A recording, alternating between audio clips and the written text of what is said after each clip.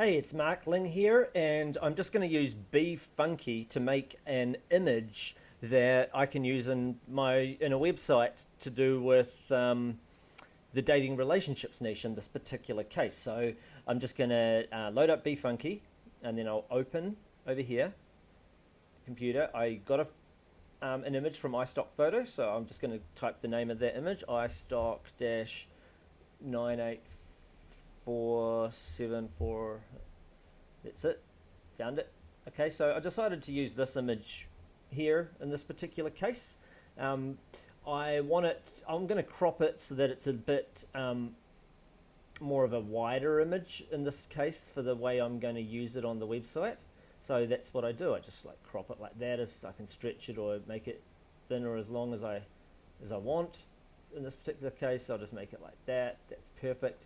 You know, you do it whatever size you want, though. I mean, if you're running it as an ad, like for Facebook ads or something, and you're wanting to cartoonify it or whatever, which you're going to see me having a go at, it's as simple as like, you know, you might want that ratio to be a square or something else. But anyway, that's perfect for this. So I'll click apply.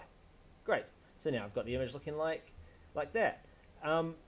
Now I'm trying to cartoonify this image. Now you could just use the image like that on your website. However, if you want your image to come up as like completely unique, which can be handy when you're running Facebook ads, stuff like that, the more uniqueness you have, the more stuff you have that other people aren't using, the better, I find. So you just go like artsy in this case. I go digital art.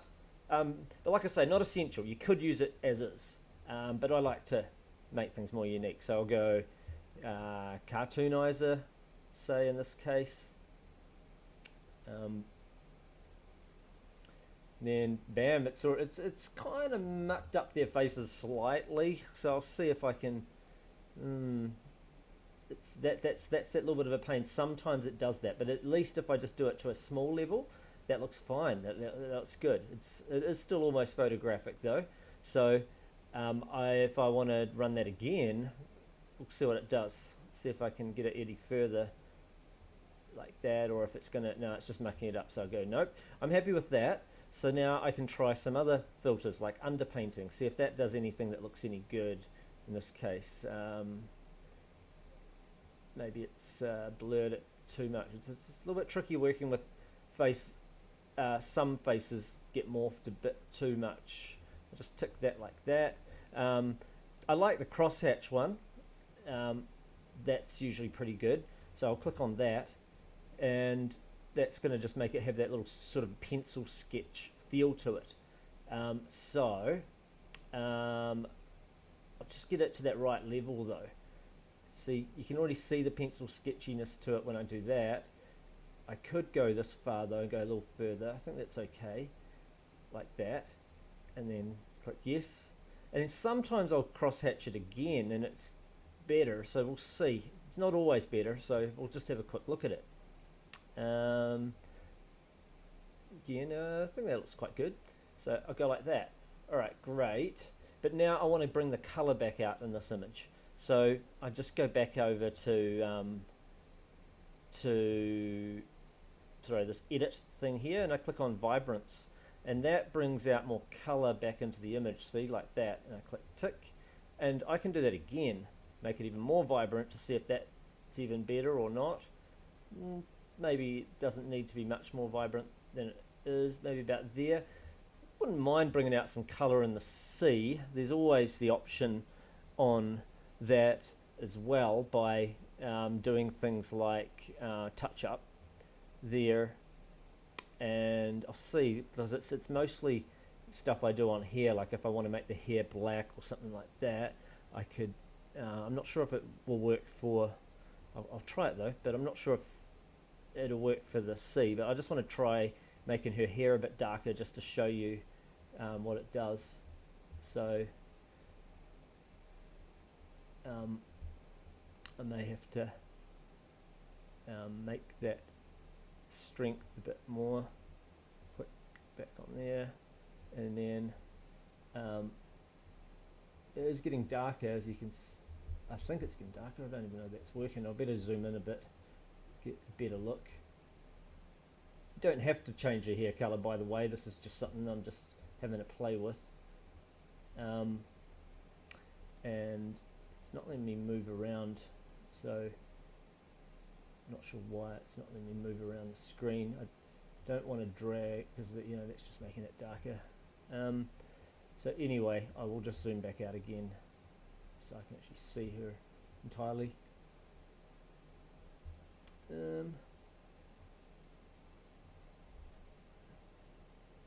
Strength, brush hardness, brush size. Yeah, maybe that's as dark as it'll allow me anyway, so I click OK. So in terms of the C though, you'd probably look at, would replace color work? No, I'd probably have to like draw something over top, or look at this hue saturation. No, because then now it's affecting the actual, like the image of the rest of the stuff. So no, so I just got this. It's fine as it is, this image. I just want to have a quick look to see if there's an easy way to color in the C, like overlays. No, that's not what I'm looking for. I'll just pause this while I have a quick look for this. Okay, so what I'd need to do is I need to go to touch-ups and then go to paintbrush, like that.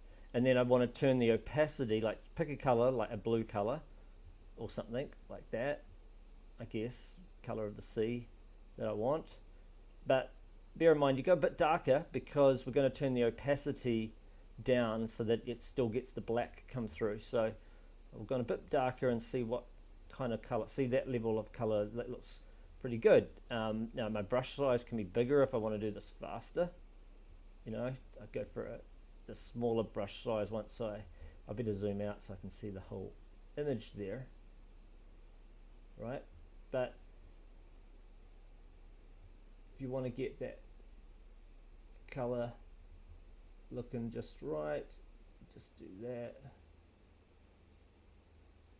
and then I'd have to go with a smaller brush size in order to get it just right for the rest of it. So that's how you bring, another way to bring the color back in to an image if you need to. I could even go over, landscape. You could always put a bit more greenery in the background if you felt like it. It's not essential, by the way. This is just being pedantic and just having to play around just because I find this stuff a bit of fun. Okay, so I'd actually have to get in a lot closer to get the blue done right around the people, but that there, I can get away with that, just like that. I think I've got that all close enough though. And we'll do that. And then you need smaller brush sizes to deal with the little cracks, stuff like little bits like that there, or inside there. I may even need a smaller brush size altogether like this, and I may need to zoom in like that in order to get that right. In an area like this, it gets a bit harder, but it's still very doable. And if I go over the edge, it's not the end of the world because I've got the opacity set nicely, so it's still going to see through to the black, but try not to. I can help it.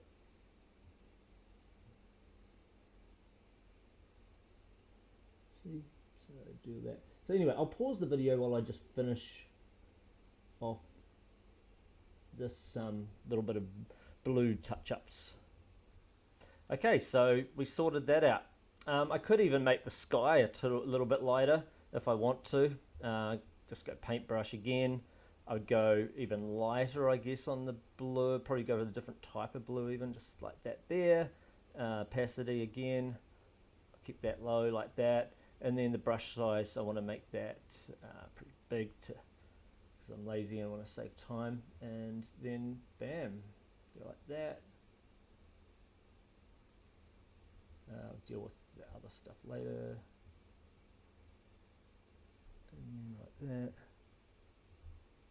See?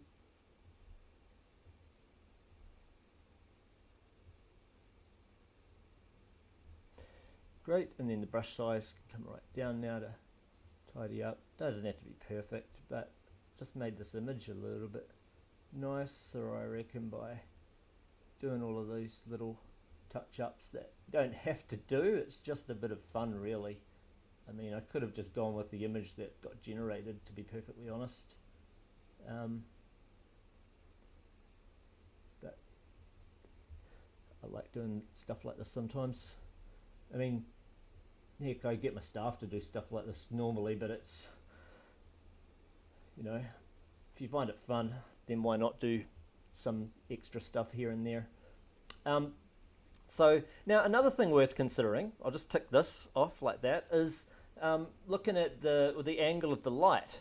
Like I noticed in the original image, there was a bit of light coming from the left. It was lighter. You can do that too with the same tool. You'd just simply go paintbrush, say, and then you might end up going with a, like let's say a yellow and really light. Oops, made it too light, but now let's say there's a little bit of a yellow like that, and maybe like that, and then I put that opacity up low, and then the brush size, put that high-ish, and I could do stuff like that. You know, I may have even not set the opacity well enough there, but if I want to add just that little bit more yellow to this side, and then I could, in theory, have a little bit on this side too, and then just keep dialing it back up and back up and back up, and then end up bringing that, bringing that through just really lightly, you know, with each layer, so that it's stronger to the left than it is to the right. Like you can play around with that. I haven't quite got that right here. I'm not necessarily going to go with doing that, but but just showing like there's so much stuff you can do. I really got that a little bit wrong there, but again, that kind of thing can work quite well. I'm going to make that strength much less and see how that goes. See, I think that's better. I'll just turn that opacity up a little bit, but that strength being a bit lower, it means it's not like a perfect glow to that side. It's just subtle. Okay, and I'll click yes on that, and then I'll do a little bit on the top now, and I'll just keep those separate. So I go paintbrush, strength is down, opacity I don't want 100%, but again the sun's coming from this side, so I'll just do a little bit over there, like that, just bits.